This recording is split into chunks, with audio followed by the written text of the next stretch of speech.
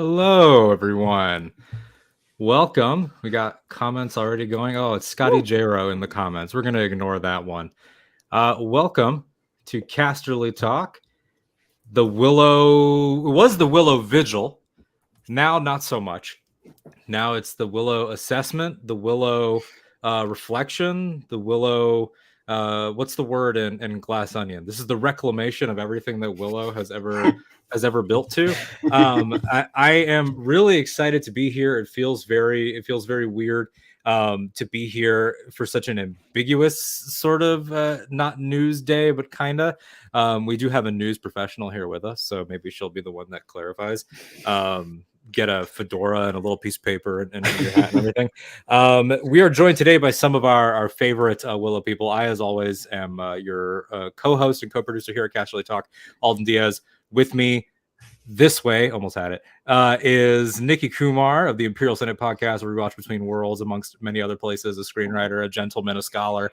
Down here, we have a former trivia champion of the world, one half of Champs on Film, one of my favorite people to talk to, a thoughtful Willow scholar, and one of our high Aldwins, if not the highest of high Aldwins, Adam Collins. And then this way, oh God, I hate reflections, is one of our favorite people, self-described, I will say it again, I said it on the first episode here, as a living Rainbow Bright?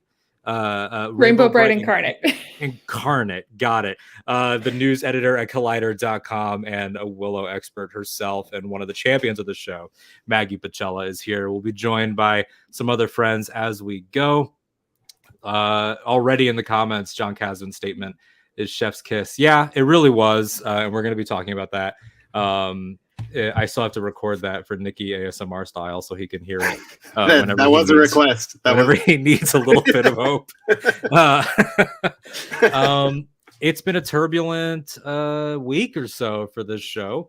It was just not oddly timed, because it's like this is the entertainment news cycle and things happen, but Star Wars Celebration right around the corner. The quietness about this show was starting to get a little bit loud in its the absence of news, like, oh, maybe they're holding out, maybe they're gonna unveil it as part of the studio showcase. That makes sense. They did studio showcase for the first season, fine. And then all of a sudden here we are, and the trades start doing trade things, and someone hears something and boom, it's canceled, it's dead, it's done. Before we got to the clarification that added a little bit more hope, Maggie, let's start with you, because you also had to then incorporate this into your workday, I'm sure. How does this news find you, the first version, when we had less of a glimmer of hope to come? Yeah.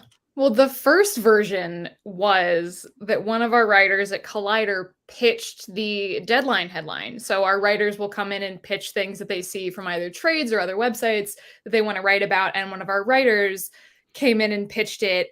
And immediately, we had been preparing for a season 2 renewal on the heels of Star Wars Celebration, because we're doing a bunch of behind the scenes, prep work for that. So we had been preparing for a renewal. So it was a bit of a, sudden loss. And for me personally, as the person on the team who was so invested in this show and who had kind of really just made it her niche at the website, it was a shock and a stun. And I was offered the chance to pass the writer on it and actually be the one to write it. And I was so kind of heartbroken that I did not do it. I just chose, no, I'll edit it once the writer's done with it. I don't think I want to try to write through my heartbreak, because I've found in the past that when I write through strong emotions, the writing is not as strong. But I was as shocked as anybody, and I saw it probably 2-3 minutes after the deadline piece went up. Yeah, it was definitely it feels unceremonious. Not that a cancellation type thing ever does feel good. Nobody ever really, unless the social media team can put it on a nice graphic or something, a nice little goodbye. But to see it just axed at Disney Plus, canceled at Disney Plus, dead at Disney Plus, it's so mean-spirited. And I'm dead outside Nakmar. Adam, this is not your first go around with this being a dead property. So this news hits, and where are you? Are you like, well, back into the dark times I go?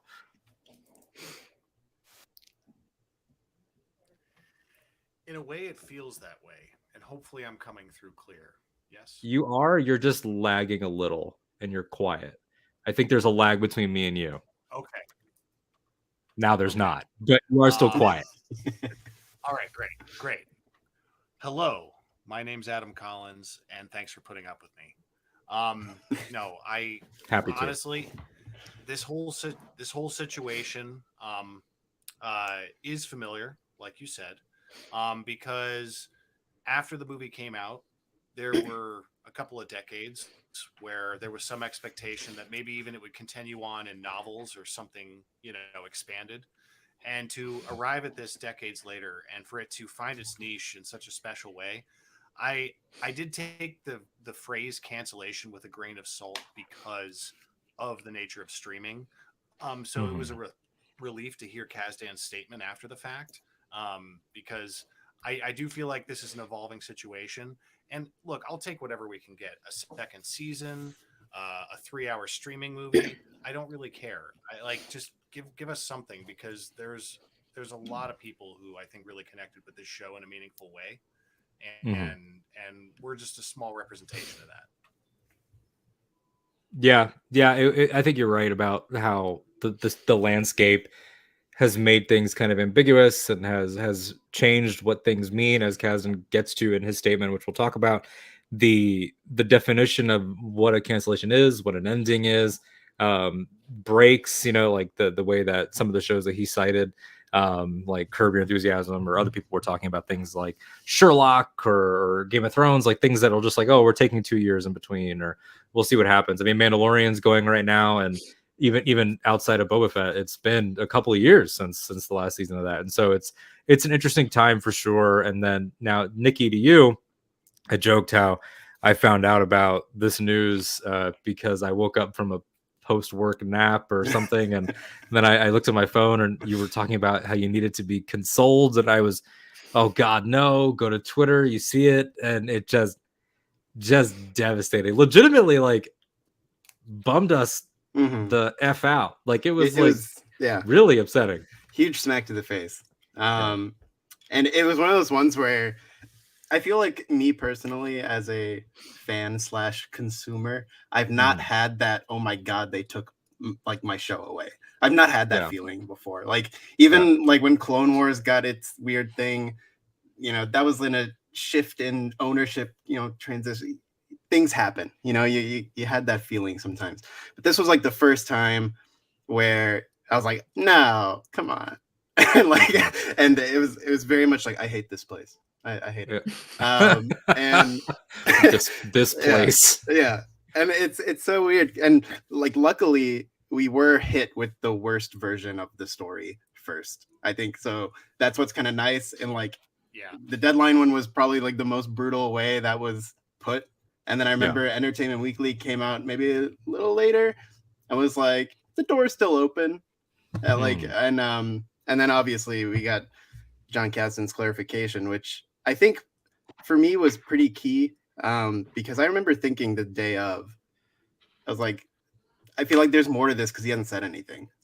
And just like the idea that he knows obviously the better story, like more than anyone else. And I feel like if it was gone, he would have had his like statement ready. And the fact that he was holding back a little bit made it feel like this isn't the full thing, and we're gonna probably get the full thing maybe in a few years. Like, I don't know. I wasn't expecting it to be a few days or however long it was, but he came in pretty strong and clear. And I think like that, those 3 tweets of the statement were it was exactly like the thing you want to hear in a situation like this. I agree. And I think that we're seeing now, I mean, Kasdan has always been very plugged in. He's a younger guy, especially in comparison to like some of the old guard that he works with. And he's always used social media to be able to communicate things. Like when he was like, here's a ton of solo insights and sort of things I would have wanted to do. And he's always had his finger on the pulse that way. And I think that the James Gunn DC of it all has kind of changed things. I think has maybe made people realize the benefit of the transparency of like, you have a straight to consumer platform to be able to clear up ambiguity, still with a controlled statement. I'm sure that those couple pages in his thread went through, all the channels they needed to go through. Of course, he's not going to, slide in at the end and we're going to go all the way to volume 6. LOL. Like, it was still very like professional and controlled, but it was nice to see something like that, especially from, I love Lucasfilm, but they are the most secretive. There was a time when maybe you could have made that argument for Marvel, but even Marvel shows their cards now in different ways. Lucasfilm I saw is the end of She-Hulk. Exactly. Yeah. Exactly. We they showed everything. We've seen Kevin. I've seen it. And Lucasfilm is, they're always very much like most of those creators, Dave Filoni and everything. Like, they'd rather not say anything about anything. And so for Kasdan to say, look, this is where we're at. This is what TV is like. I'm going to pull up the statement here. I didn't want to have to format it to pull it up here over our faces and everything because the text would have been really tiny. But it was really just, it felt like a creator and a fan talking at the same time. It had sort of his cheeky sense of humor in there, talking about people that hate watched it too. And that type of engagement, and even tipped his hat to Deadline and wasn't poo-pooing their reporting or anything. He's just saying like, hey, I'm still a fan, but it's not really how we'd characterize it. The truth is less splashy. A decision was made last week to release our main cast for other series opportunities that may arise for them in the coming year. So we're going to talk about that.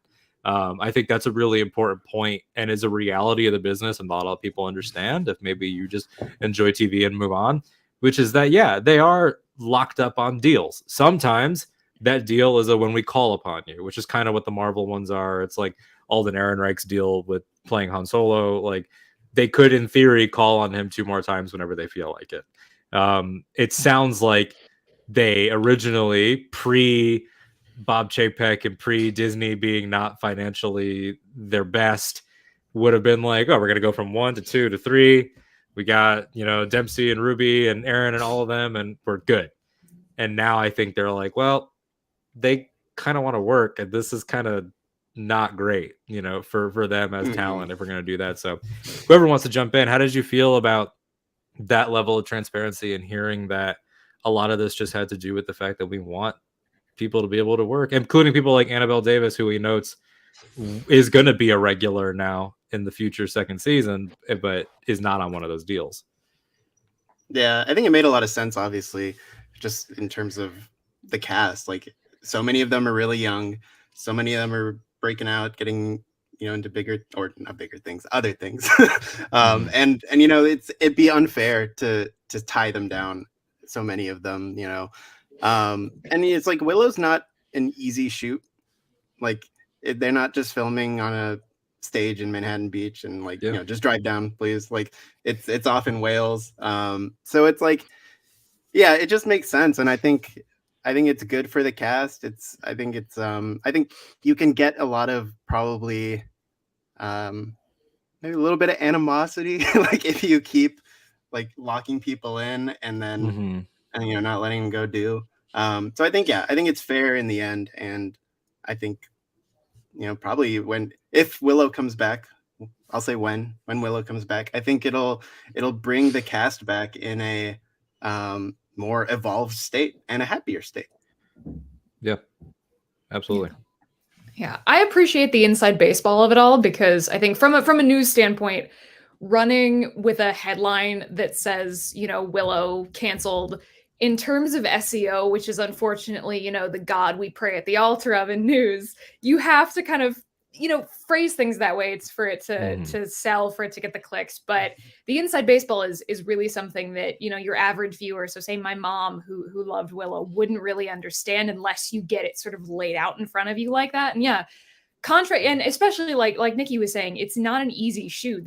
I think they said they took like 9-ish months to shoot this last season. And I know at least 2 people from the cast are currently shooting things right now on like big 6-month shoots. So it's like, it's not an easy thing to lock down. And with the state of the industry right now, I appreciate the transparency in saying we want our cast to succeed, and it's not in like they don't feel possessive over these actors and possessive in a way that, says they can only do this one thing for the next 10 years. It's not like Marvel, you're locking Chris Evans into being Captain America for 10 years, and he doesn't really have any wiggle room to do much else, Yeah, absolutely. Adam, how did you feel about it? Especially, having been a longtime fan of Warwick and the original players.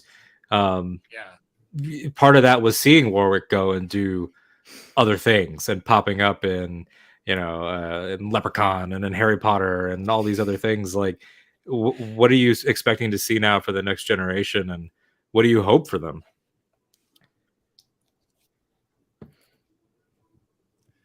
Well, I have the highest of hopes for Warwick Davis, as always, because he's a consummate professional, talented man. And I am here and waiting for the A24 Leprechaun reboot. It's coming. But as far as Warwick's future on the show is concerned, I just love that he has held the torch for this entire time.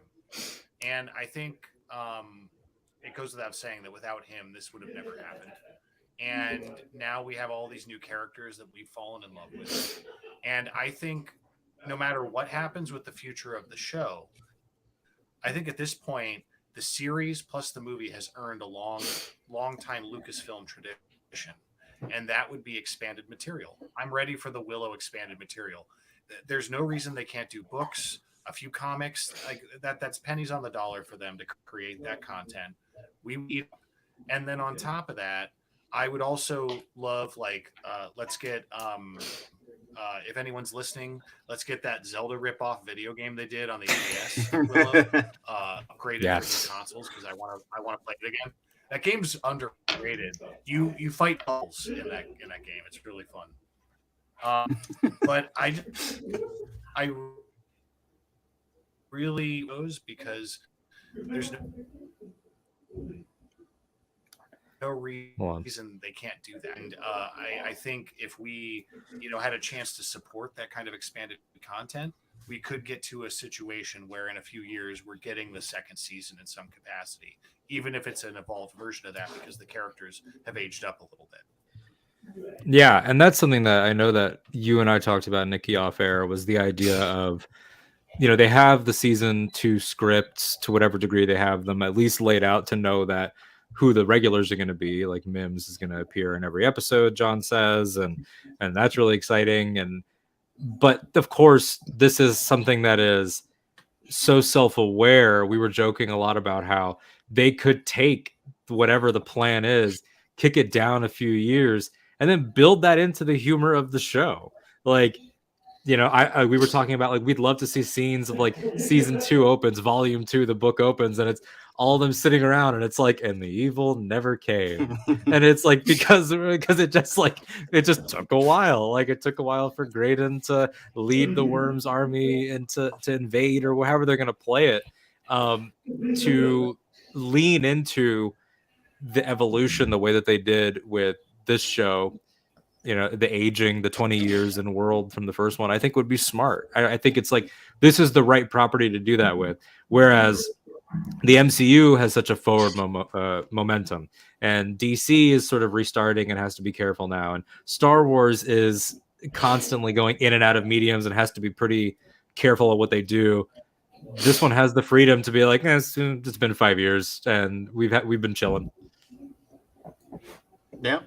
It's I mean, and that's like the name of the game too, like adaptability, because things are like always this industry is so weird, because it's like, for as rigid as it is, it's also completely malleable, and like things just change, and the things that survive are the things that can say, okay, yeah, we can roll with that. So I think to be able to say, maybe there's a situation where it takes 5-7 years to tell the next part, and then maybe they don't get a full season for the next part. Maybe the next part is the best parts of 2 and the best parts of 3 put together, and and sort of Willow the movie, Willow season 1, Willow the season, and then Willow 3 is actually this combination of their 2 and 3 ideas.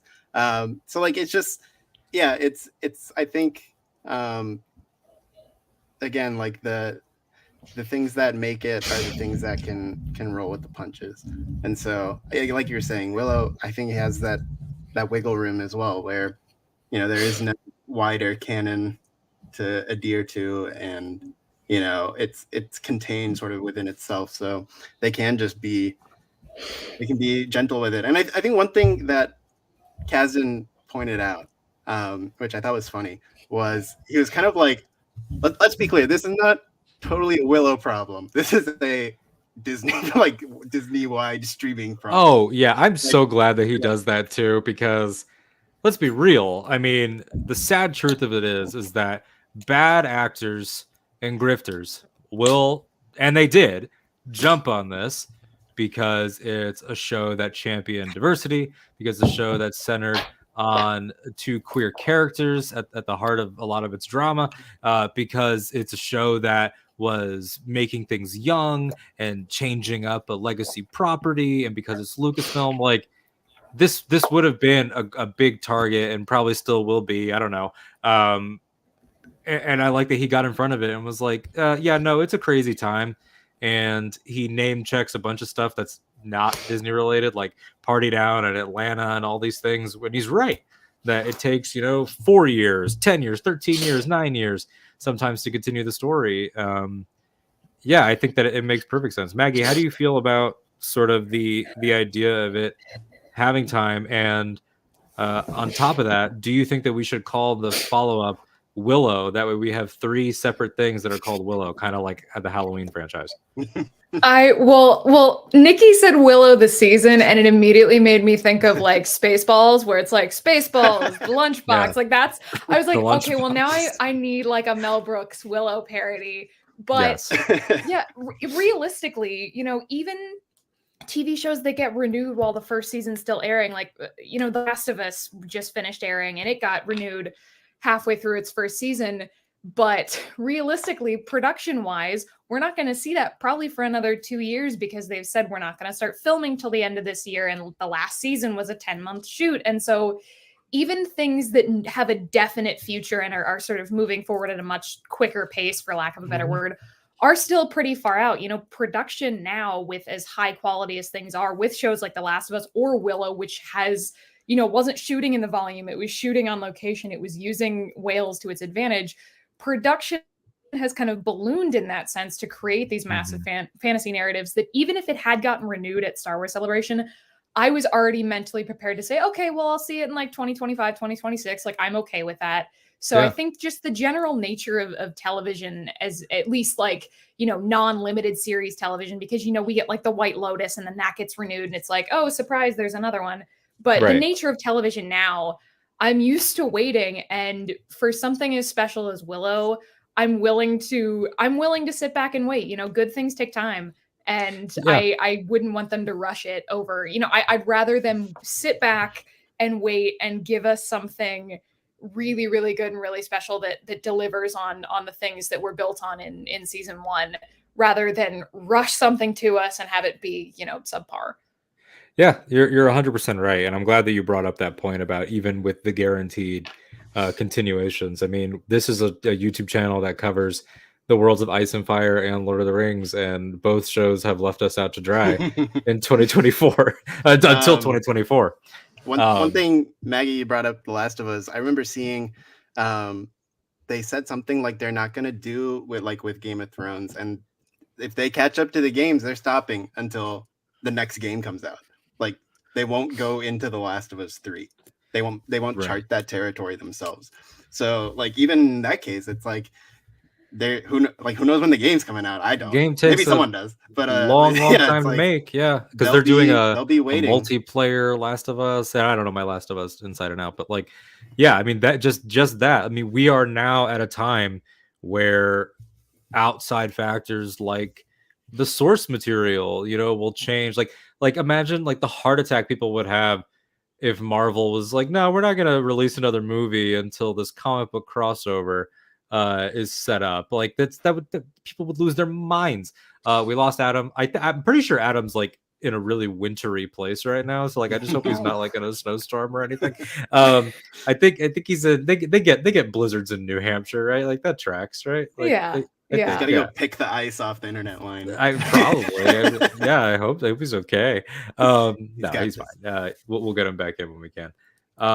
We got a comment from our friend Brendan Marr here who says, "I loved Willow. We need it as an alternative to all the dark and gritty demand that's out there." That's true, and I think that's part of what made it sting when we thought it was more of a firm cancellation for that 24, 48 hours, however long it was.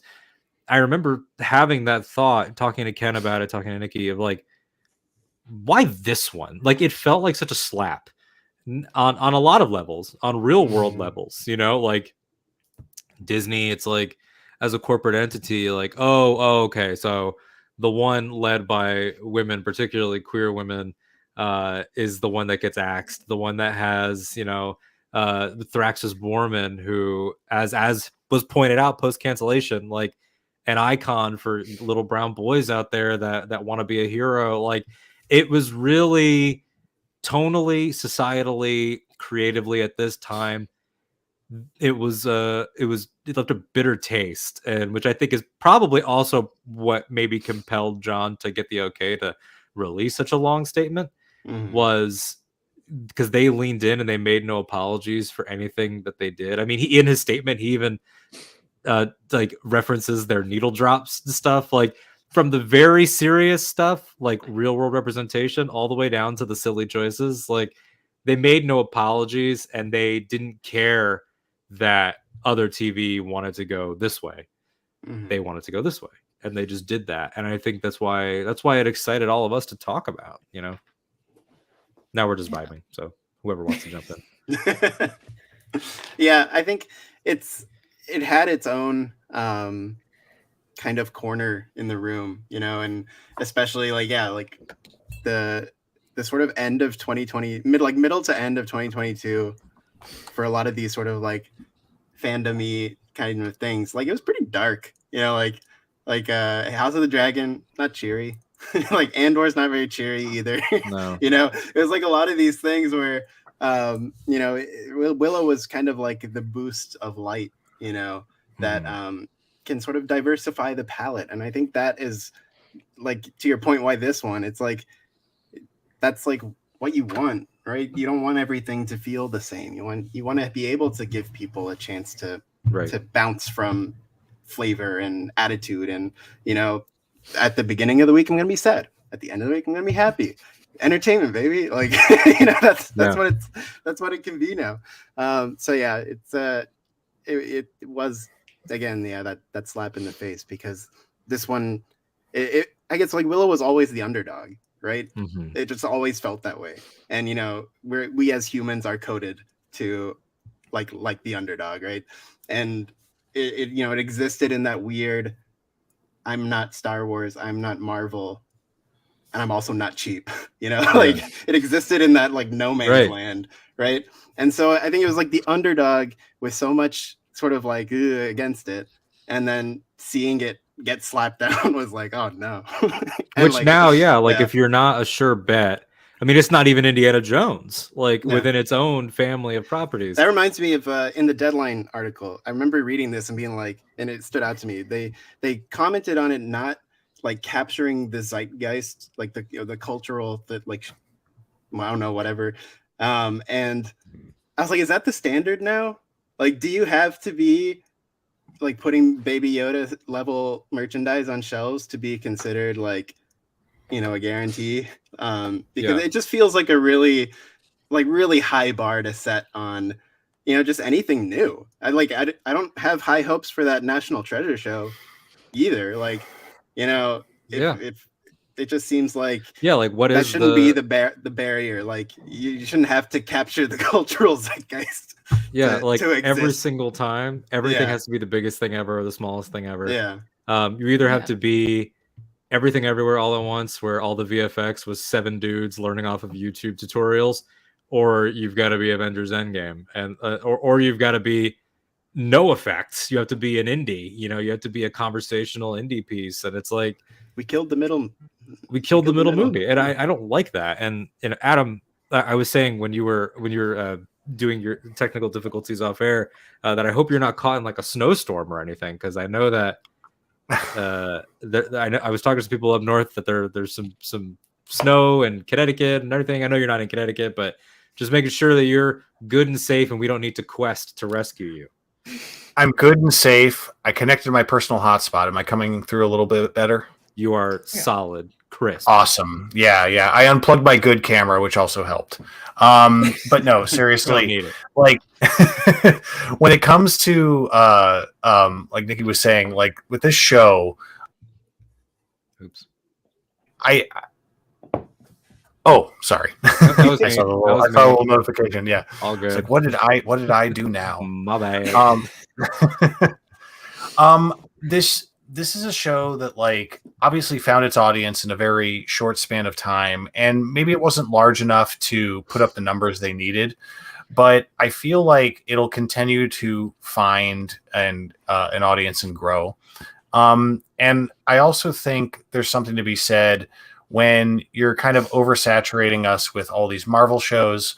I think, now granted I'm biased, I think they're striking the right balance with Star Wars so far. I'm here for all the Star Wars shows. I can't get enough. And the thing I loved about Willow is it felt in a good way in the spirit of the Star Wars shows. Like I love that between Andor and Bad Batch, we had Willow, and then that led into Mandalorian. And it just all feels, I like that feeling of it all being in the same family. The energy's there. And, you know, like in an age where like we get a Veronica Mars fan-funded movie, we don't need that for Willow. I don't think Willow requires that. Disney can afford to make more Willow. It's just, when will they do it? And why will they do it? And what will motivate them to do it? And petitions aren't going to do it, but engagement will. And I think, again, like I said earlier about like the expanded material, if they just greenlight just one book, it can be a prequel. I don't care. Just one Willow book of original content. Let's start from there. I think they could build on that.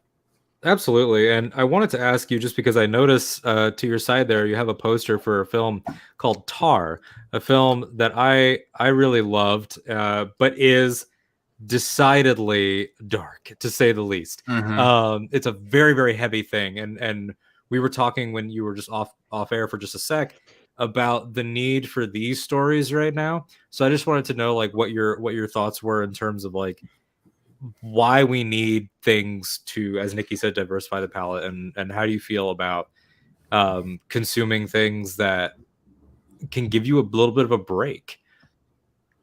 Absolutely. Well, you know, for what it's worth, Tar, local movie theater, $5 movie posters, can't go wrong. We had to buy it. But no, Willow was this bright light, and I think we can all agree on that. And it wasn't about it being you know, like an arbitrarily happy-go-lucky story. There was death, there was sadness, there was loss. There were real stakes in the show, even though it had this great sense of humor. And I liked how distinct the sense of humor was in this. It wasn't the MCU humor that a lot of us have become used to. It was abundantly clear to me from the get-go that this show was leading with confidence. And for me, that was really refreshing, especially on the heels of Andor, which I adored. But like, because I happen to be a Star Wars fan and a Willow fan, I was so excited to go right into Willow after Andor wrapped. And it was the perfect like segue after Andor for me. I don't know if you guys felt that, but I did. And it kind of, Andor unexpectedly prepped me in a way to be really receptive to a show this creative and frankly goofy in a good way. I like the goofiness of the show. It wasn't unwieldy. It was earned and spirited. I think that right now we want things that are a little bit emotionally honest and a little bit on the nose and a little bit even saccharine, and just like that just feel right and celebrate sort of the best of us. I watched Maverick recently, and I remember talking to Nikki about it, and just like how it's not, I think it's very, very easy to be like, you like the military propaganda, but be quiet. It's a human story. And I thought about you, Maggie, because I know how much you love that movie. And how like that line that you really like at the beginning, the stick that in your Pentagon budget, that's about cynicism. That's a refutation of cynicism. And real quick, before we continue, I think about refuting cynicism sometimes, and I think about people that do such a good job of it, and I think about this illustrious guest. I love the very triumphant head whip. This is one of the co-hosts of Pink Milk, as well as one of the co-hosts of Fear Queers. They are That Kid Jedi, Chase Hauser. Hello, everyone. How's it been going? Thank you so much for having me on and bringing everyone back together, because it helps a lot to, like, I guess, process, even though like the processing state is in a state of limbo as well at this point. But it's great to see your guys' faces, and it's just great to be able to talk to people about this show and like talk to people who get it. So thank you for having me. Of course.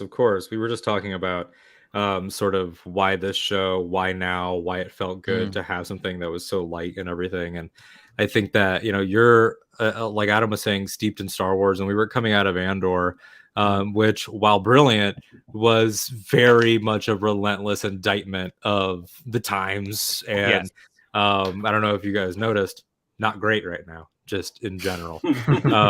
Just like here we all sit waiting with bated breath to find out if a fascist will be arrested in real time. And like that, and that's got us, everyone like, ooh, like that's reality. Right. And look at this, and the crowd rejoiced. But Willow was that escape and was very much like a throwback. And I know that you're immersed right now in Fear Queers in Buffy the Vampire Slayer, and I've made that comparison a lot. I know Molly Damon, who couldn't make it tonight, but sends her love, and we'll be hanging with her at Celebration, is also a huge Buffy fan, as am I. Like, how did that throwback energy affect you, Chase, while you were watching it, in terms of being able to sort of cut loose and sort of reconnect with something? And because you went from really like being kind of not that you ever disliked it, but you went from, I don't know if I really like this, to this is my favorite thing ever in the span of those, what was it, 7 weeks? Yeah, for Buffy. Or for Willow, but I mean, Willow. Yes, yeah. But I mean, yes. like, the reason I bring up the Buffy stuff is because like this is so your flavor right now. Yeah. Stuff. Yeah, and I think going off of what you're talking about in terms of like, I feel like a lot of content being made right now it deals with a lot, because like culturally, since probably like 2015, we have all been sort of like, I feel like, going through a lot. And I feel like that is reflected in our media. And I feel like our media and the types of stories that are being told have to do with what we're going through in terms of like very socially, socio-politically, class, like just very heady things that we're all going through in real time. Our stories are reflecting that, which is great. I think it really offers a lot of like a partnership in processing and understanding the world we live in. But what I love about a show like Buffy and a show like Willow and a story like Willow in general is that I think it offers a lot more on an individual level of just understanding ourselves, right? It's like sometimes, like you said, we don't necessarily want to take in the gnarliest, heaviest political spy thriller. Like, we just want to like hang out and learn what it is to like be myself, and what it is like to embrace the fact that maybe I am, the slayer of this generation. What does that mean for me? Or like, what if like I don't need a magical wand because the magic is inherent to who I am? That kind of like deeply personal stuff, I think, is something that is becoming less common, that I think Willow really had. So that's what I'd say about that. Yeah, absolutely. Maggie, how do you feel being so plugged into the entertainment news cycle, analyzing art, breaking things down, interviewing talent, reviewing things? It can be, and you don't have to say this, it can be a little bit exhausting, I would say. I'm not going to make you bemoan it, because I'm not going to drag you down to my level. But it can, I think it can be. And so what was the value of something like this right now in your fan opinion, artistic opinion, professional opinion, and why is it important that we know that however long it's going to take, that it's not over? I mean, I will bemoan the entertainment news cycle because it is exhausting. Because you guys keep talking about Andor. I completely missed it because I was so busy dealing with other things, dealing with other titles that it completely passed me by, but I made time for Willow. And the thing about Willow, I've been comparing it to rom-coms in a sense, because there's an argument that the reason that the rom-com succeeded as much as it did in, the 90s and the early aughts is because studios were willing to commit to these sort of mid-level budget films that were for a very specific audience. Not that Willow is mid-budget, because obviously this show is so expansive and so expensive to create an expansive world like that. But it fits the same sort of niche where it's not this huge grand thing the way Star Wars is, but it's not this gritty dark thing the way something like House of the Dragon is, or serious in the way that Andor is. So it fits into that very same sort of specific niche, and I do think we have lost the ability to appreciate something that is just for a small amount of people. I mean, we talk about cult films all the time. We revere Rocky Horror Picture Show for what it's become now, but again, at the time, cult film is defined by the fact that it did not see success at the beginning of, its run, or when it originally premiered, or whatever, whatever your statistic is. We define cult that way. And I think we've sort of lost the understanding of that, because I would call Willow, the film, a cult thing, very, very much so. I mean, it's a film I grew up around. It was always in my house. It was Val Kilmer and David Bowie sort of in equal measure there. But it's professionally, it's easy to get really bogged down in much, much bigger titles. And I think that's part of the reason why I clung to Willow so much, both in a professional sense. I talked to the whole cast. I was basically the only person doing Willow at Collider for 2-3 months, and I think that's why I latched onto it that way, because it was something that was a little more accessible, a little more ground level. I didn't feel like I had to, not that I committed fully emotionally to it, but I didn't feel like I had to give up my entire soul to understand this thing and cover this thing the way that I think, larger entertainment franchises demand, because there is behind the scenes with news so much day-to-day work, so many little minutia. But with Willow, it was nice to fall back into the kind of same mindset that I have when I watch rom-coms, whether it's for, I run a rom-com podcast, but it's the same sort of, I can settle back and just enjoy. I think Willow was sending messages, it was teaching young people all of these things, but it was also content to just sit back and say, yeah, you can come in and just have fun. That's okay. And I don't think a lot of entertainment franchises do that these days. I think they're very committed to, like you said earlier, Marvel has such a forward momentum, and I don't think Willow is necessarily super concerned beyond just telling the story in the moment. Right. And what was that rom-com podcast called? It's called Does It Get the Pass? You can listen to that wherever you get your podcasts. And where is that on social media? Get the Pass Pod on Twitter, Instagram, and TikTok.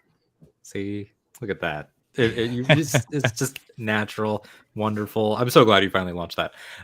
It's a really interesting thing to note when you consider what something asks of its audience, and how this show, it's not that it didn't ask us anything, because it asked so many beautiful personal questions, like you were talking about, Chase, with finding ourselves. But Nikki, to go to you, and then we'll go to Adam, and we'll sort of round robin it. We talk a lot about the business, and we talk a lot about writing, just like in our friendship and everything. When you look at this statement by Kasdan, I was just pouring over it just now, just to see if there's anything else I want to bring up.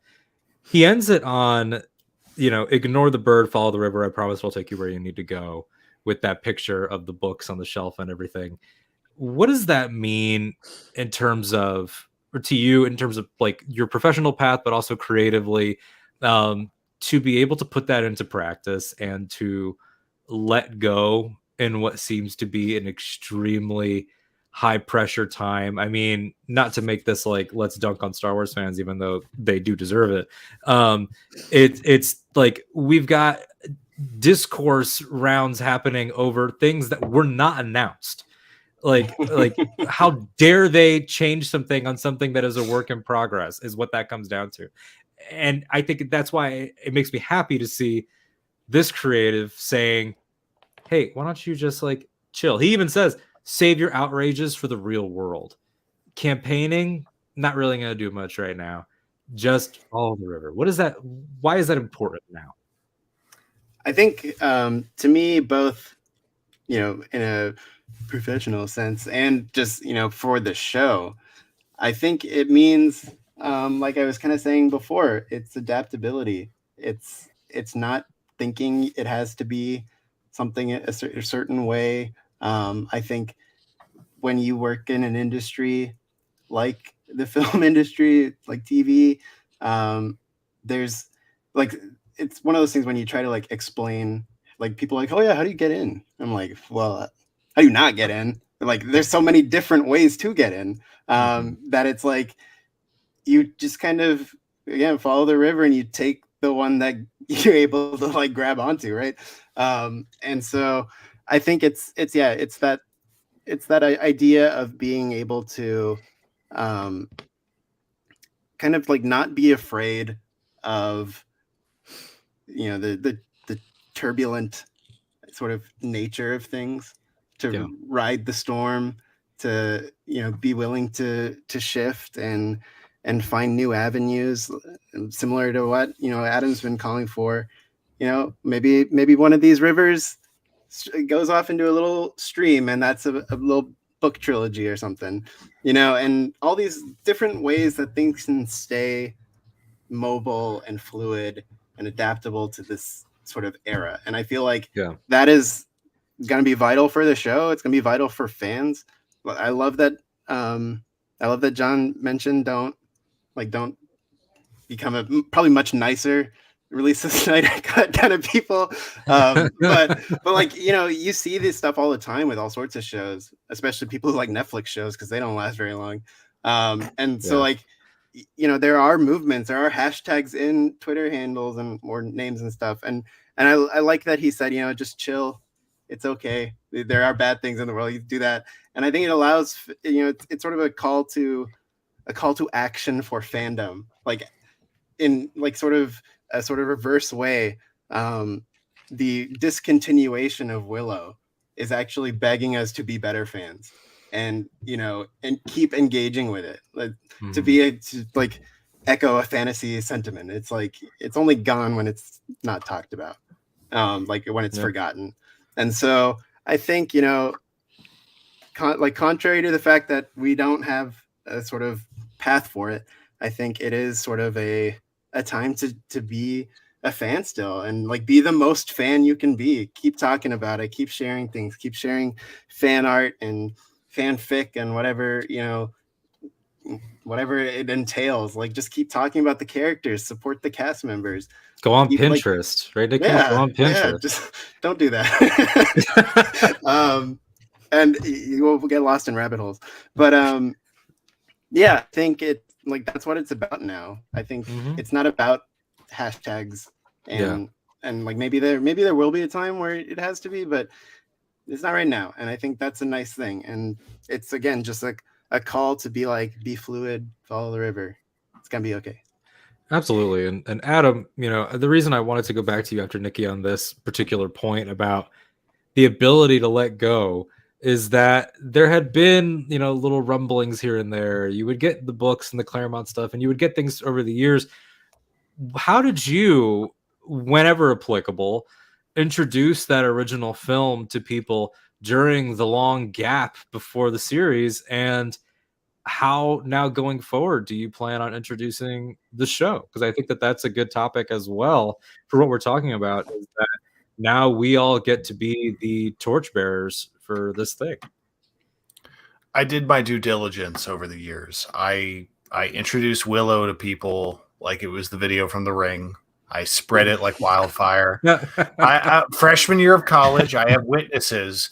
I got people together in the lounge of my dorm, and I got like a good 7 or 8 people to see Willow for the first time, and they're like, "What is happening? What is going on?"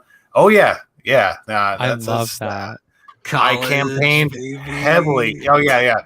So like not to get off on a tangent here, but freshman year, the 2 movies that I showed to a lot of my friends that year obsessively were Willow and Congo. So, but Willow's better. Congo on Disney Plus, confirmed. Look, Congo's got its audience too, but that's for another day. Willow, the thing was, like, even when it was people's first time seeing the movie, Even though it wasn't not everyone's going to fall in love with it as much as me necessarily, but like even my friends and acquaintances who weren't as taken with it were just like, how did I not see this growing up? I feel like this should have been a thing. Like, how did I miss this? And it's so universal when people catch up with it. That's the thing I've noticed. Regardless of the show, which is obviously very special, when you go back to the original movie is just so energetic and cool, and it's like this really fun 80s redux of Tolkien and all these fantasy tropes we know, but through the lens of Lucas, and then what the show does decades later is it honors that spirit and takes it another step further. And I'm a big fan of the show The Witcher because it's so pulpy. And I feel like Willow achieves that, but does it on that PG-13 level, where Witcher's a hard R, obviously. And I loved the way Willow pushed the envelope with that. And I feel like if it was given more time to flourish, it could really, really grow. I would even take it back if Liam Hemsworth played Willow. I know that's sacrilege, but like I'll take season 2 at any cost. Liam Hemsworth is going to be Liam Hemsworth replacing people will be like the new Emma Stone doesn't keep a role. Like everyone keeps replacing Emma Stone and things. La La Land, Little Women. He could play Elora, you know. Like I mean, I love her, but like, look, if we have to make one concession to get it back, I'm open to it. That's all I'm saying. Yeah, I'd be down. Follow the river. Yeah, follow the Exactly. river. What do you find? Liam Hemsworth looking for work. He's at the end of the river. Look, Liam, it's not personal, man. I rooted for you in Hunger Games. It's all in good fun. I'm gonna watch Witcher season 4. I'm here for you, Liam. Let's go. I liked him more than PETA. I don't know if that's controversial. I was a PETA person for sure. For you like the cake We'll face? have to unpack that later, Alden. Yeah. Chase, how about you? Because you have already become so immersed in this so quickly. Now it slows down of no one's fault.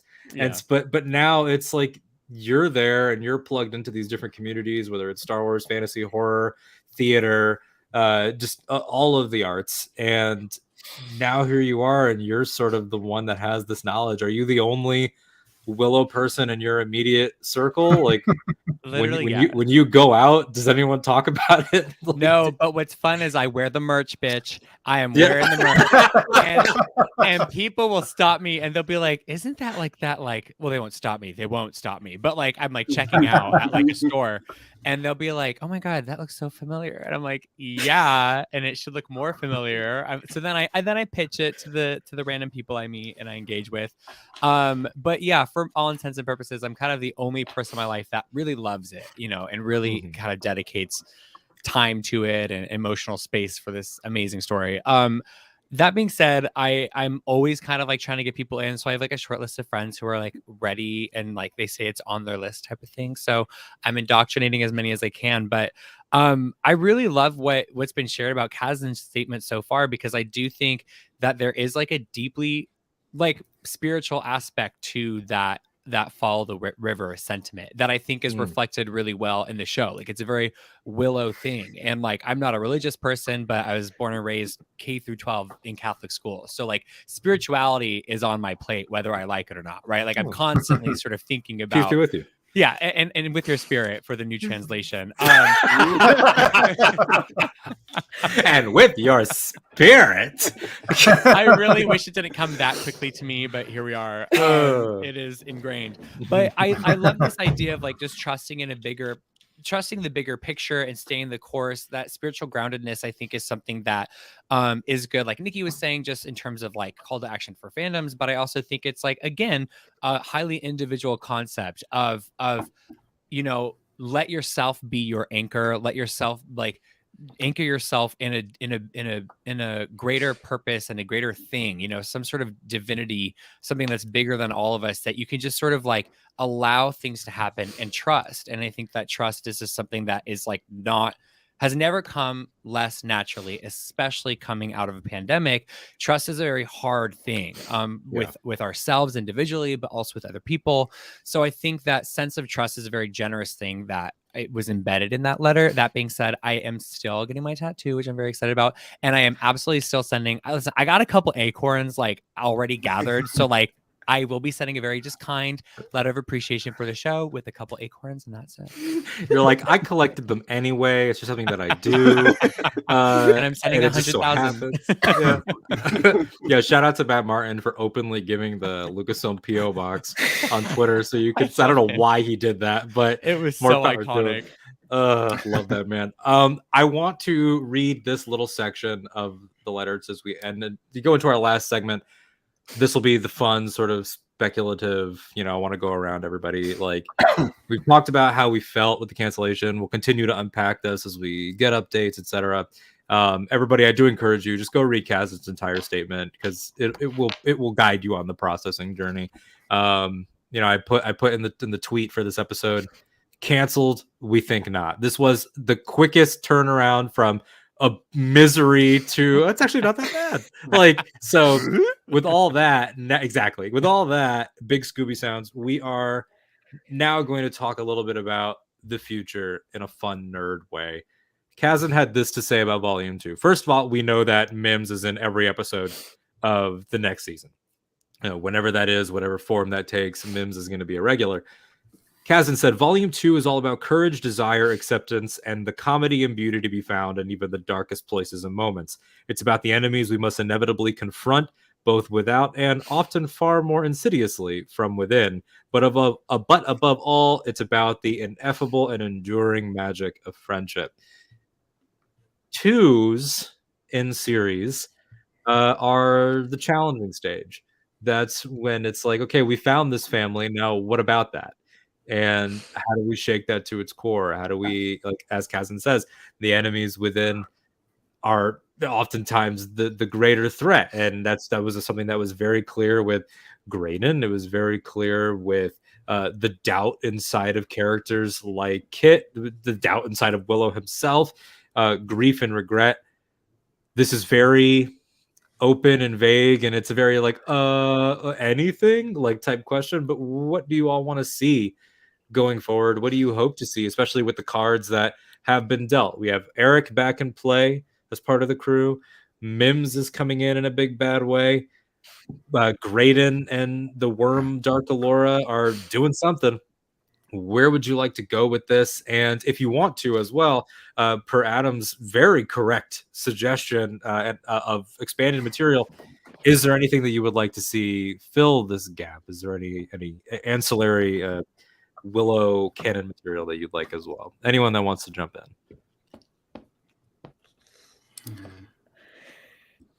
Well, if I may, that final shot of the finale was really something, wasn't it? Like I finally got the dragon. Like, I was waiting all season to see like some callback to the dragon, and we got it right, literally in the final split second, and that was enough.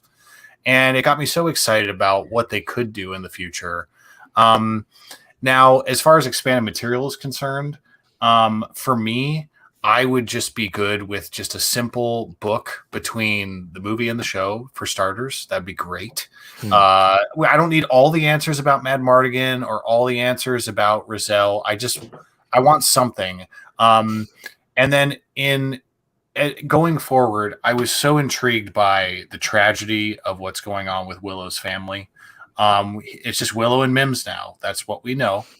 And Alden, we talked about this when we covered our episode, how much we want to know about Kaya and Rhiannon and like what happened. My heart breaks to think what happened. And I just want that fulfilled at some point. But also because there's always been this dynamic between Bab Mortar and Rizal, Allura, the crone. I want them to keep preserving that. But like, what I really would love, I love Rizal so much in that original movie, both as a human character and an animal character. I would love to honor the spirit of Rizal, if not literally her, in a talking animal character at some point. Because I miss that. I really do. And I want a brownie permanently hanging around too, because I get that Kevin Pollak can't commit to this. I respect that he came back. His cameo was wonderful, but I need brownies around because they're very handy. Yes, that's true, and we need a little bit more of their. Imagine a Mad Mardigan-esque love. Is it Love Dust? Is that what it is? Dust of Broken Hearts. Dust of Broken Hearts. A Dust of Broken Hearts Thraxus Borman scene of some kind would just be chaotic, insanely chaotic. Yeah, it would be intense and sexual, especially at that shrooms party. That, by the way, that I feel like that happened the same year as Yellow Jackets. For those of you who watch that, very, very interesting crossover there. Yeah. Very similar episodes. Yeah. I love what you said there about the animal character. I do think that would be a lot of fun. I think that the talking live action animal is a lost art. The dubbed live action animal, not the exactly yeah. Dubbed. Like we've fallen so far from the grace of Homeward Bound and things like that. Thank you. Like, there's an art in that. There is an art. It's time to bring it back. Yeah, I think that the other point too about Kaya and Rhiannon, like I loved that revelation in season 1 that Kaya is gone, but Rhiannon left. Yeah, and that's the difference. Is like that's. There's a choice there. There's animosity there. Like, will Rhiannon be the Kylo Ren of Willow? Oh, please. Will he run Willow through with a sword? Kick him in a ditch? Please no. We will see what happens. Whoever else wants to jump in, let's hear some more ideas going forward. Some things that you know, it could be long shots, or it could be things that you're like, this feels natural in my creative writer brain. This is what I think is going to happen. I will say twofold. Oop. Oh, sorry. You go ahead. Flip a coin. No, whoever. Yeah, twofold. I think that the thing that I want to see a lot of the characters grapple with is that so many of them have found their confidence in various sorts of things, found their confidence within each other, or, you know, Kit has the armor now and Jade has Kit as her partner. But, you know, something I've learned in therapy, years of therapy, is that once you have that confidence, you have to work to keep it. So I hope that there's some natural progression of continuing to try to shake those foundations, you know, rattle the table a little bit, because you can't let them get too comfortable, especially not when the worm is such a massive threat. You can't let them get comfy, especially since a couple of them, you know, have already worked to overcome ego a bit. So I hope in just general terms, we see more dealing with that. And I'm sure that that's a theme that Kasdan wants to continue to explore. But in terms of like ancillary materials, I will always be Thraxus Borman's #1 fan. And I would love to see expanded material. I'm pitching this to Lucasfilm right now. I will write you an entire prequel romance novel about how he met Scorpia, because I really hope, if there's one thing that we get out of more material, it's more Scorpia, because she was so good. And she went off, you know, the very vague sort of exit that she had. I hope we the get revolution to see her come back. But I will write an entire romance novel about Scorpia and Borman. Just I have ideas. So yeah. Oh, that'd be so good. I mean, like Borman, Mad Mardigan, Allagash as a trio, like the two of them, Scorpia and Borman meeting while he has Allagash and Mad Mardigan as his mentors, like they're the ones giving this guy love advice or whatever. Young Borman, yeah. like, yeah, comedy gold right there. And I love what you said too about the confidence and the armor and stuff. It's something that Nikki and I have talked about. Is like, you've given Kit the Chimerian Cuirass fully activated. Yeah, she's gonna figure out how to remove it. You know, I hope, but is it like I can do this whenever I want? How do you make it not work? How do you make it not work? Yeah. What's the stakes now? Are you going to be double swords all the time? Like, kind of, if you're a super powered person by the standards of this world, you know, what are the stakes? There's just going to be like, kind of like a magical MacGuffin where it's like, it doesn't work unless like it needs to, or is it going to jump characters? Like, you know, like maybe it'll be Eric or Borman, or I don't know. Chase, you were going to say something though. What did you? Yeah, I was just going to say, on the note of Scorpia, like, I'm really big on this idea of a Bone Reavers comic series. I think that the Bone Reavers lend themselves really well to comics, and like just that medium of storytelling. And I would really just love to see like her and Jade's relationship as sisters kind of like develop over the course of a comic book series. I think would be really, really great. So I was just gonna say that, and then also like we talked about it a little bit before, but I would love like Kit to be able to have a chat with Mom that's like not an illusion by the worm, and like kind of have like a clearing of just like a clearing, and then also with Eric too. I think having those three characters come together and sort of like process and like talk about, you know, how Mom got there, what they've been through as kids, and what they've been through with all their time separate from each other, especially with like Eric and the Crone. Like, I think would be a really, really beautiful coming back together of this family that, again, like if Mad Mardigan wouldn't be in season 2, I think it'd be like a really beautiful way to sort of bring that family unit back together, and also like kind of beget the spirit of Mad Mardigan and like continue that in a way where it's like the three of them united. So I'd really love to see something like that. And of course, like just a bunch of like shadow self stuff with Dark Laura. I mean, I foam at the mouth and I bark loudly, respectfully asking for that. Respectful barks. Respectful barks. Yeah, absolutely echoed on all points there. It's I think the emotional potential, like just it's so ripe for not cheap conflict between the siblings, but it's like you're changed, you're marked, Right. like that's so classic fantasy. Like for Eric now, like Boorman jokes about how he's gonna have to learn to keep up and everything at the end, like now that he's joining the party.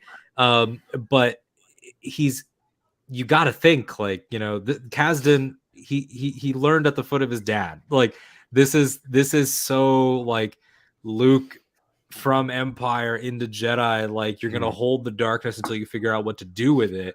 I gotta wonder, like, is there gonna be a moment between the siblings where it's like, I don't think Kit's gonna hold him responsible for the possession stuff, not at all. But to me, it's the why, like from Eric's point of view, I think an interesting angle is, why did Dad reach out to you and not me? Like I needed him.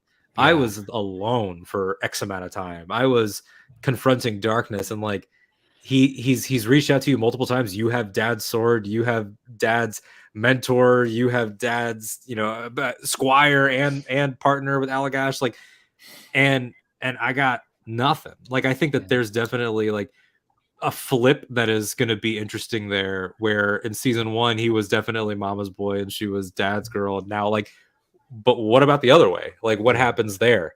Like you said, like bring mother and daughter closer together, but also let Eric realize that he has a little bit of Mad Mardigan in him too, in certain ways. Absolutely. Yes. If for me, I don't really have too many like I want this to happen like plot points. I think they earned my trust where I'm just like, you guys got this. Like I'm not gonna ask for things.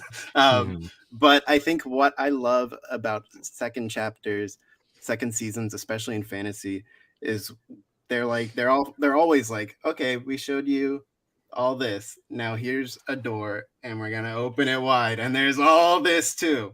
And like you think about, you know, Lord of the Rings, it introduces new societies in the second installation. You know, Game of Thrones introduces a new religion, you know, and all sorts of new characters. And I think it'd be really exciting for that to happen to Willow now. And, you know, are there other kingdoms who are brand new characters that are going to come in and influence what they're doing, and preferably characters not controlled by, you know, the Crone. You know, people with like actual other new motives and, you know, end game desires for whatever they want, their people want. And I think that's an exciting thing that just feels like very like, like season 2 opens the world up in so many ways. Like that's what it could do. So I think that would be really exciting for Willow, because even just with the movie and this season, it's kind of like the same entities are sort of like there for the most part, like the Nockmar, Tirazleen, what's the other one?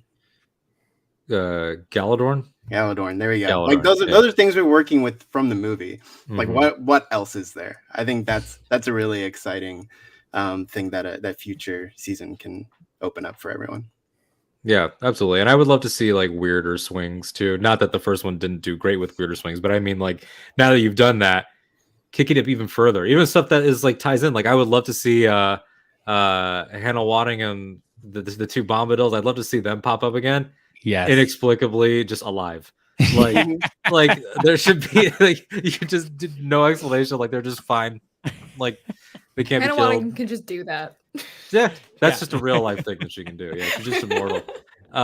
Yeah, that would be really fun. I am interested to see what the Mad Mardigan of it all will be going forward.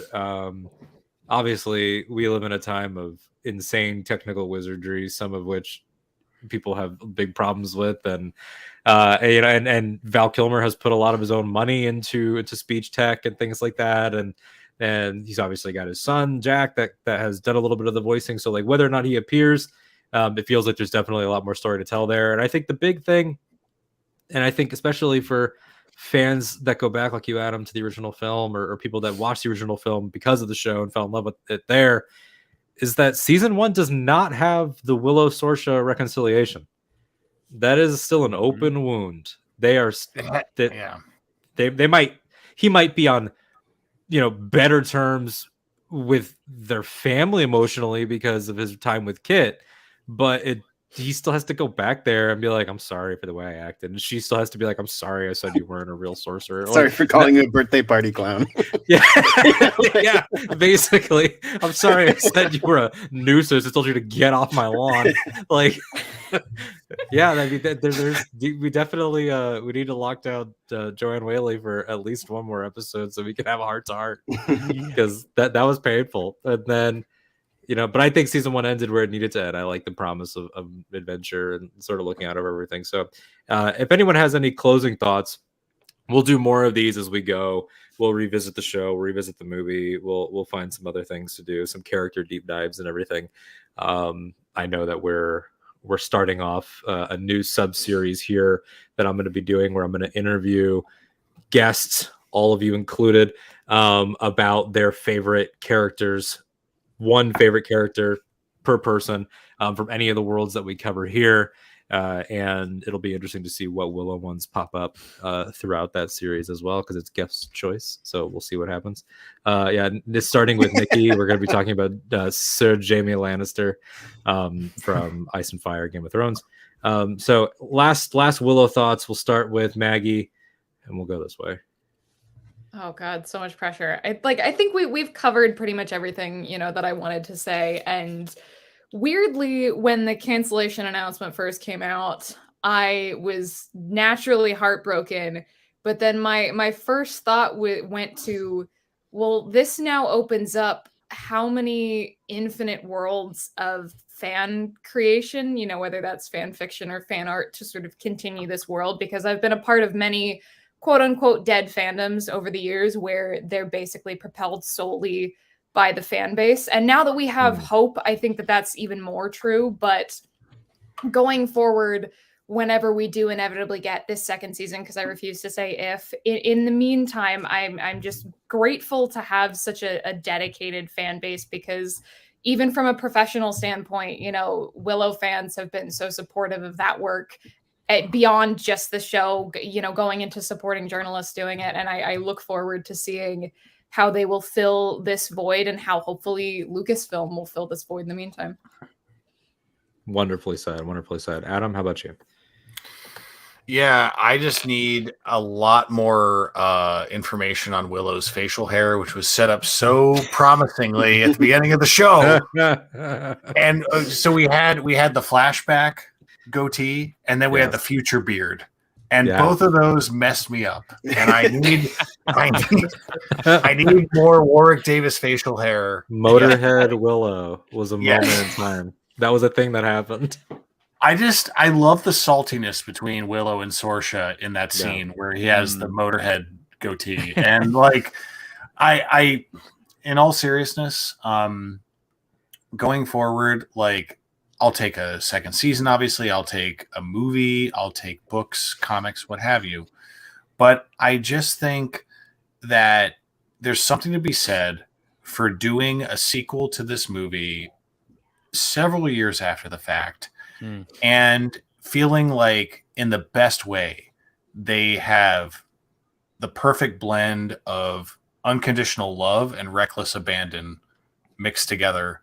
And it just made this show so refreshing in an unexpected way. And I'm such a cynical, grumpy hermit sometimes. And this show made me, want to click my heels. That's I great. love that. Chase, how about you? I love that so much. I mean, everyone here has spoken so eloquently that I don't know how much I have to add, but just echoing this idea of like the power of fandom. Like Teen Wolf was my favorite thing growing up. That was like my favorite thing. And then and never Teen Wolf too. It's just yes. And like I never would have thought I would have gotten a movie. And like, regardless if the movie's good or not, I have a fucking Teen Wolf movie. Do you know what I mean? Like years later. Yeah, and I like love that for me. I won. So exactly. and I think, what held, and then I look back and I'm like, what held me over? And it's like, oh, like Tumblr fan accounts for Teen Wolf, gift sets, fan edits, like things like that. That I think are really beautiful and I think only add to like the richness of a fandom. And I have never met one person who likes Willow who's not nice. Willow fans are nice, damn it. And that makes me happy. It makes me happy to know that. And like I don't understand the intricacies of working in television. I don't understand like from an academic point, I don't understand like the difference of like going from like regular TV programming to digital streaming. You know what I mean? Where like I feel like everything from a layperson's perspective has to like break the internet, versus like audiences had their different time slots on TV and like the network would put out like different shows for like different types of people, and like there's a lot of power to that. And I hope that we can kind of go back to that place of like just having something for everyone. It doesn't have to be the biggest thing in the world. It doesn't have to be a previously established IP. Like, again, I don't know anything about that, so I don't really know how to speak to it. I don't know if you guys have kind of hit on it, but I think that it only makes sense for Willow for this to be a part of Willow's journey. And I don't think it's necessarily fair or called for from my perspective, but I think that there is a beauty in it. There is a way to sort of like romanticize it as like, well, yeah, like it's Willow. You know what I mean? Of course this happened. And of course it's coming back. Like, I love that about it. It feels very intrinsic to its character. So yeah.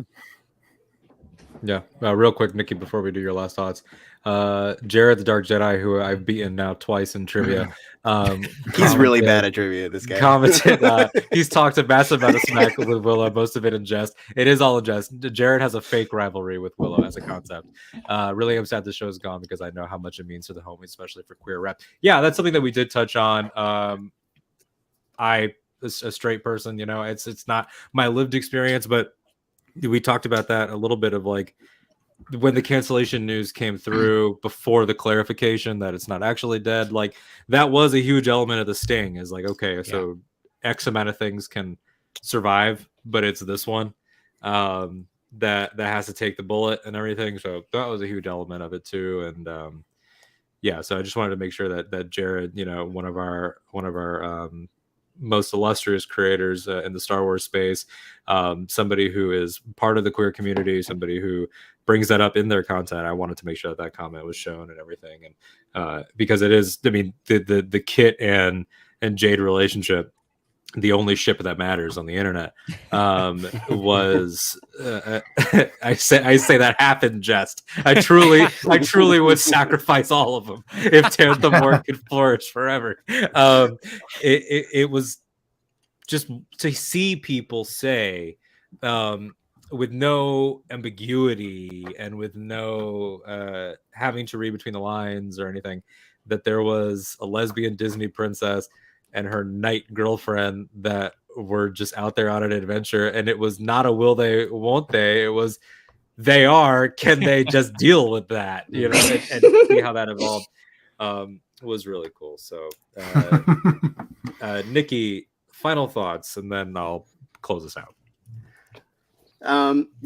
So the great Charles Soule, the brilliant Charles Soule, he wrote, I can't remember which comic it was, but he wrote this passage where I think Elzar Mann is talking, or a version of Elzar Mann is talking to Luke, and he says something along the lines of like, at some points the Order is like, the Jedi Order is this giant beacon of light, and you can't escape how bright it is, and it's just massive. And then at other times it's a single candle. It's so small that you even wonder if it's there. And I think that is sort of a I think you can translate that into the fandom and say, you know, it kind of the Willow fandom can be what it needs to be at any given time. And I think the important thing is making sure that the light is still there, whether it's one candle or a, you know, a lighthouse worth of shine. You know, it's all about keeping that flame lit. And, you know, that's just like everyone else has said, you know, it's fanfic. It's just talking about it. It's doing what we're doing now. And I think, you know, with Willow taking an extended break in our, you know, viewing lives, I just want to say, like, I want to pat everyone here on the back, like ourselves on the back. Want to, you know, this channel treated this show the same way it treats House of the Dragon and Rings of Power, and, you know, so many other great people on the internet talked about this show with with a genuine respect and ability to take it for what it is and not impress upon it the grifter mentality. And I think that is something, again, like the burden continues on us. Like we have to keep doing that because that's sort of something that was good for Willow. It deserved it. And you know, everybody who engaged with it positively, we will be rewarded in the future. Yeah, beautifully said. I mean, Chase touched on it, combining what Chase said with what you said. Like, why is it this way right now? Why is it that people like Neil Gaiman at Netflix with the Sandman say, well, we know that shows nowadays are decided with that first 48-hour window. How many views can you get in the first 48 hours? And yet here we are. Here we are on March 21st, 2023, the year of some of your lords. And we are here still talking about this show, experiencing it in real time, still unpacking it, still finding insights. And that's what it is. Like, F your 48-hour window. Like, that's not that art was never defined that way before. And we can't let it be defined that way now. Like, sorry, it didn't satisfy the algorithms made by someone that platformed a Nazi. Like, it's like okay, like we just like why are we bending over backwards for that? It's just what we do sometimes in this space, even though it's not super labor intensive to sit here and talk, it can be sort of like an act of defiance. And I thought that Kasdan's letter was sort of a call to action by saying chill. Choosing love right now is that call to action. And I'll borrow a quote. You borrowed the words of Charles Soule from Star Wars number 20. Thank you. Playing at home. And he said, "Hi King Gil-galad," in another show that we cover here on Rings of Power, said a quote that I think about all the time, which was, "Hope is never mere, even when it is meager. When all other senses sleep, the eye of hope is first to awaken, last to shut." And I think that if you translate it out of High Elf speak, is just, there's always going to be tomorrow. You know, like at your best you still get tomorrow, at your worst you still get tomorrow. And it kind of is what Willow says to Allura. You pay for all of it in the end, and no matter what happens, he'll be with her and we'll be with you and each other and with you. So really excited for more conversations like this. We will definitely have some. Everybody, will round robin it really quick. Tell everybody where they can find you on social and what you're doing. We'll go Nikki, Maggie, Adam, Chase, and then I'll finish. At Niquitius on Twitter and at other places. That's Ruby Cruz, Pinterest. All right. I forgot my username, but it's Tanthamore related. Hell yeah. Maggie, how about you? What do you got cooking? You can find me on Instagram at Maggie Rachel _ spelled RACHAEL because my parents are weird. On Twitter at Maggie _ Rachel, and on TikTok at Maggie Rachel. And as I mentioned, if you want to listen to my rom-com podcast, Does It Get the Pass? You can listen to that wherever you get your podcasts. Adam. I'm going to consolidate and say just follow Champs on Film on Twitter, and YouTube. You'll find myself and my partner Marisol McKee tangentially from Champs on Film if you start there.